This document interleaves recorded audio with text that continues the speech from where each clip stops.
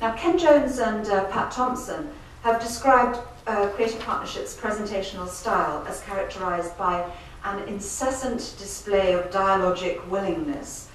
And in contrast to the certainties of other policy and strategy statements, the style is certainly exploratory and provisional.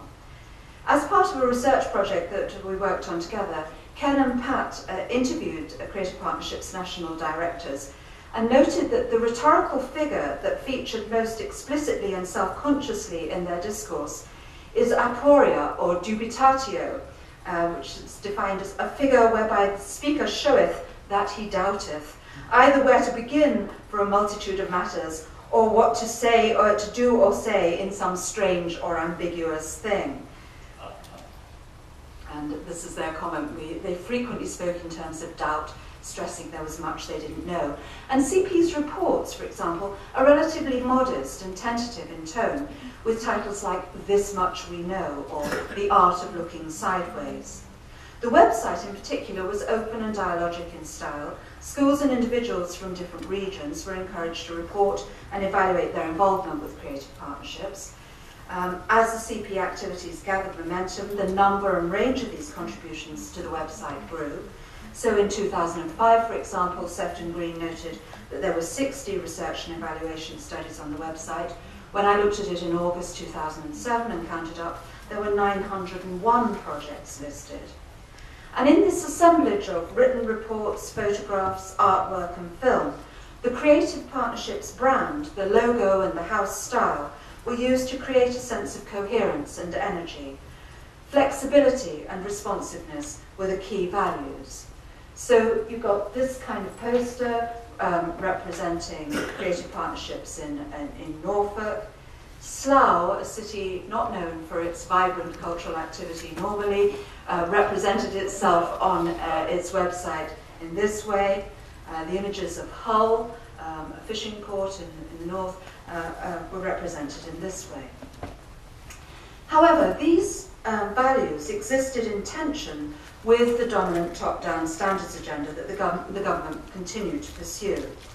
In 2003, when the new primary school strategy, which was called Excellence and Enjoyment, was launched, there were hopes that this might signal some loosening of the centralised hold on the curriculum and on pedagogy.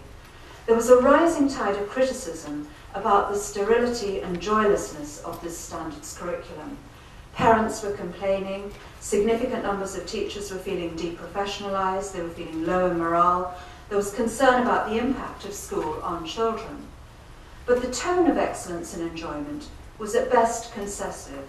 It gives primacy still to the standards, basic skills and workforce reform agendas, whilst gently encouraging teachers to feel that they can act a little more independently.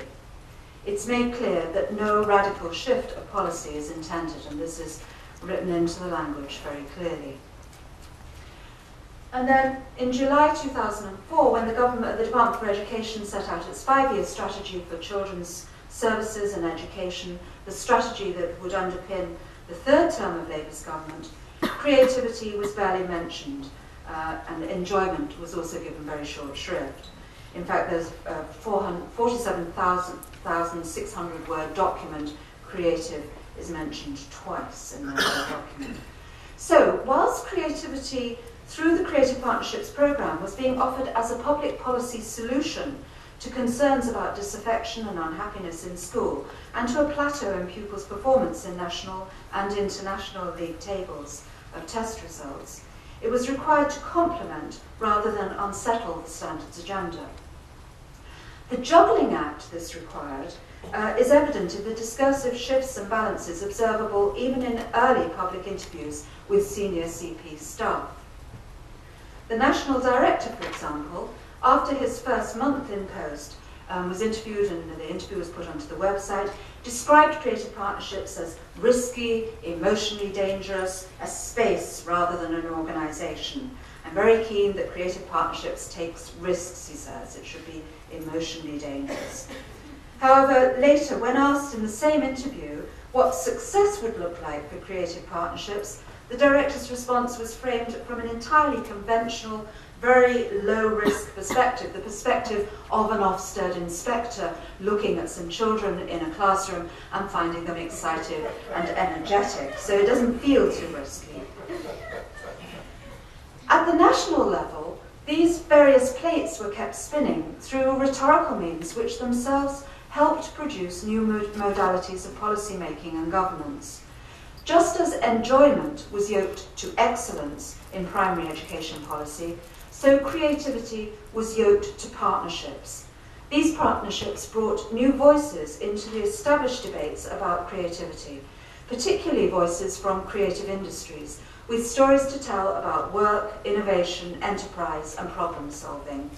They added weight to vocationally orientated definitions of creativity, but also to narratives about the purpose and values of schooling. Creativity was professionalized and located outside schools. Through contact with creative professionals, both teachers and children were to be enabled to explore their own creativity. The role of creative agent was invented to broker relationships between schools and the creative and cultural sector, and many of these agents took a deficit view of teachers' creative capacities, and despite questionable qualifications and experience to fulfill the role, they saw their own job as advising on curriculum development and creative pedagogies. So new partnerships were forged between the private and the public sectors, and between different institutions within the public sector. And as Stephen Ball points out, these kinds of links instantiate new values and new modes of action, and they legitimate new forms of moral authority. And in terms of practice at the school level, the partnerships resulted in or from the valorizing of very different notions of creativity. So in our own research, in the Creative School Change Project, for example, one of the case study schools that we investigated saw creativity as intimately and almost exclusively related to youth culture. The school ran its own nightclub, and it ran fashion shows. It encouraged older pupils to get involved in marketing show homes with a local house builder. It drew on one of the pupils' experience of teenage pregnancy to produce and sell a book, which they then used as a school textbook, called Amy Has a Baby. Now, in contrast to this, another school we visited employed artists to work routinely with all schools in all of the children in the school in a much more craft-orientated, more playful kind of a manner.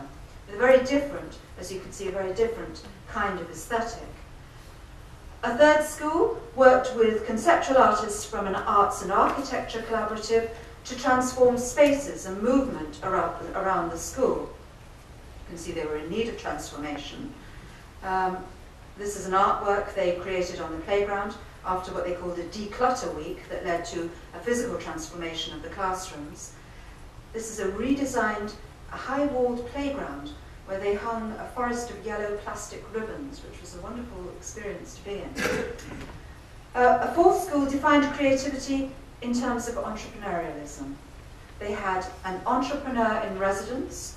The school houses, the house system, the organization of the school, they were named after local businesses. So this one is named after the Marriott hotel chain. The classrooms were individually sponsored, as you can see. And the aesthetics of the school were businesslike rather than homely, as in the previous primary school example. So holiday travel becomes tourism. And this is a very interesting photograph from the school brochure. Now, these partnerships are both carriers and key sites of discourse, where new policy ideas are naturalized and made thinkable, as the constituents of the public sector reform narrative. The partnerships both limit and increase opportunities for taking action, identifying problems and finding solutions. In particular, the discursive coupling of creativity and enterprise legitimates competition and entrepreneurialism into the project of state education, introducing new actors and establishing new key ideas and new social logics. The new partnerships and networks in creative partnerships, but also in other aspects of British educational policy, bring together businesses, charities, influential individuals, and schools in new ways. They bring people who Stephen Ball calls others like us to participate in state school education. In this way, they are, in part at least, a policy device in themselves to facilitate experimentation in the state sector. And Ball sums it up like this. They're the kind of people who represent a new chronotype of policy, people who get things done, bringing passion, drive, and dynamism, a new kind of expertise to the tackling of social problems. And in all of this, policy is made businesslike and apparently depoliticised. And this has very much been the new Labour way.